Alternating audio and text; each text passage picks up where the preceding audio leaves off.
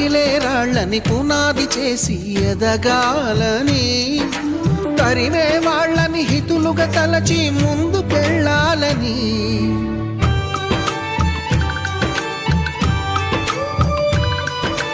కన్నుల నీటిని కలల సాగుకై వాడుకోవాలని, కాల్చే నిప్పుని ప్రమిదగా మలచి కాంతి పంచాలని, గుండెతో ధైర్యం చెప్పెను, చూపుతో మార్గం చెప్పెను, అడుగుతో గమ్యం చెప్పెను. నేనున్నానని, నేనున్నానని, నీకేం కాదని, నిన్నటి రాతని మార్చేస్తానని.